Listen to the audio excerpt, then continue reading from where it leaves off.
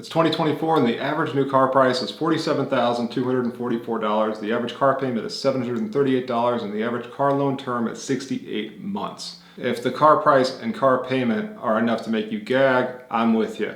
The prices are getting outrageous and most everybody in the country can't afford it. Owning a new car is becoming a fantasy for millions of Americans making under $100,000. The pandemic price bump means that 60% of American households and 82% of individuals can't really afford the average new vehicle. Vehicle ownership has long been a part of the American dream, one that for the most part was attainable and even essential for many people to participate in the workforce. However, rising insurance rates, high vehicle prices and pricey repairs are putting car ownership out of reach for many consumers. CarEd shows you the $47,244 price tag up from around $30,000 in 2012 of brand new cars. Look at this massive spike right here. It's really gotten out of hand over just the last few years. And the cracks are starting to show. Auto loan and credit delinquency rates are rising. With all of that said, interest rates are also extremely high, which is just compounding this unaffordability that we're building on. So I want to show you what you would get for an interest rate for new cars and used cars. The top tier credit score is getting 5.64%. Just below that, it's 7%, and all the way down to 300 to 500 subprime credit scores at 14.78%. This could make the difference between paying thousands and thousands of dollars extra if you have a lower credit score. If you do have a credit score in these ranges, you have no business buying a new or even a used car unless you can pay cash, unless you absolutely had to and couldn't find any other alternatives. In this video, we're going to go over two methodologies to determine affordability, and I'm going to crunch some numbers for you, show you opportunity cost, and give you some options that you can do to get a car if you need one today. Let's get to it. So the first method is the 35% rule. If you made $50,000, you take 35%, which would be $17,500. If you made $100,000, it'd be $35,000, and so on and so forth. This is a really straightforward method to see how much new car you can afford.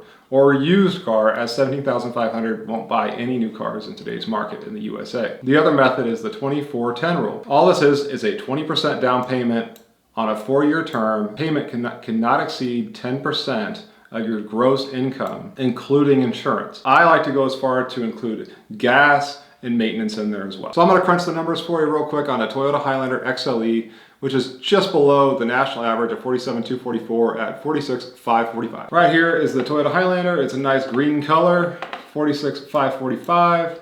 We're going to crunch the numbers on this guy. We got it set up already, 6% interest rate. That's if you have a really good interest rate. 4-year term length, $9,309 down. That's 20% of the $46,545. And a monthly payment of $874.49. So your loan amount's $37,236. And your total loan payment is $41,975.45. So now, how much do I need to make in order to afford this car? Well, I'm going to take $874 and I'm going to add in your gas and your insurance and your maintenance, which I'm going to round to about $300, given that those variables are very widely across the country and depending on your accident history, your credit report, and so on. So we're going to take $874.49 plus $300, and that's $1174.49.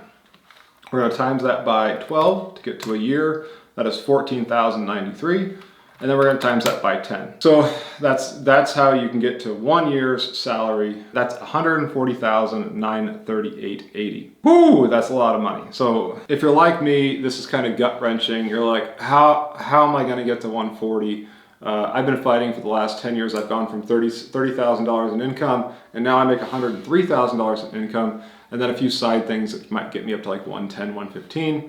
But even I can't afford this vehicle right now. So $140,000, who makes more than that per year? Well, there's not a lot of people that do individually, but as a household, you do have about 21% total. And this is as of 2022, so we can probably guess that it's over 23, 24% by now. You see 11.9% make $200,000 right here. And then you see 9.2% make $150,000 to $199 right here, like I said, as of 2022. So you might add a couple percentage to each of these and take it down from here. But you have 16.4% that make between $100,000 and $150,000.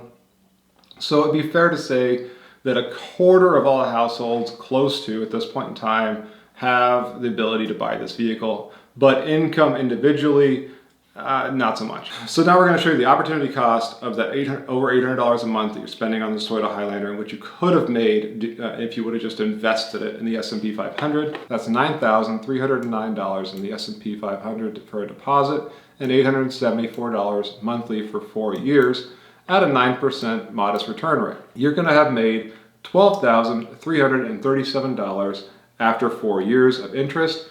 A grand total in your account is going to be $63,598. This sure as heck beats paying $5,000 in interest, because the delta is going to be about $17,000 between the two. At the 6% interest rate, you paid $5,000 in interest over the course of 4 years, and here you're gaining $12,000. So there's an opportunity cost of $17,000 if you were to go this route.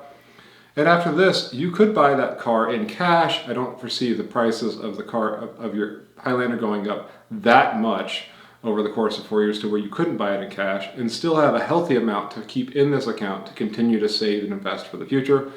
But if you decided to not do 4 years and you went with 6 years, let's see what that would do. So with 6 years, same initial deposit of $9,309, contribution rate of 617, because that would be your new monthly payment at a 6-year loan, and compounded interest rate of 9%, you would have a grand total of $74,561, and you would have made $21,000 in interest. Let's go back to the auto loan calculator. 6-year term, 6% interest rate again. You would have shelled out $7,000 in interest on this car, and you would have lost almost $21,000 in earned interest. So a total of $28,000 this car is costing you, in addition to the a little over $46,000 the car has a price tag of.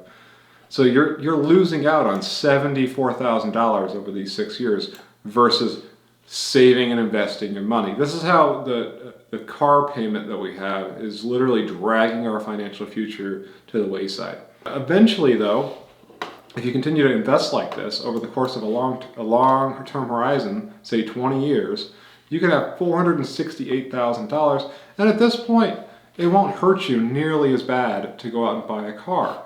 Even if you just did 15 years, you'd have $269,000. So if you're 20 years old watching this video right now, start investing this money instead of buying new cars. Go out and buy a really old Honda Civic or Toyota Corolla, something that will last a long time. Drive it as long as possible, and get another one if you have to. Just the cheapest things you can for commuting until you start getting this nest egg of 15, 20 years. And in your late 30s, you could either buy a house with this money, or you could buy any car that you desire, because you're going to have the cash to do it in. So you won't be losing double, interest on the loan and the opportunity cost. Additionally, car prices have actually started to come down this year on a few of the manufacturers. I'm a huge Toyota fan myself. Unfortunately, the prices have gone up almost 3%. But if you look here, almost every single major manufacturer has gone down in price, including Dodge, Chevy, Cadillac, Ford, GMC, Jeep, Ram, Hyundai, Nissan, Mitsubishi, Jaguar, Chrysler. All have gone down. Chevy's gone down almost 9%, Dodge over 12, almost 13% here. So just a very huge reduction in just a few months, which just goes to show you that the prices have been set too high, and they're starting to fall back down to earth. Interest rates are still high. I don't recommend you buy a new car, but if you can, at least you can see that there are potentially a chance for deals out there. It could be more affordable for you if you go this route and look for a deal. Now, additionally, because some of the stock's not moving right now because there is an affordability crisis and there is a surplus of inventory, you might get a lower interest rate on a new car versus a used car, just as an incentive to buy one. So you could look for a 0% to 3%. Now, I still don't recommend that, as you could be investing this money and making a lot more growth, but it is an option if you absolutely need one.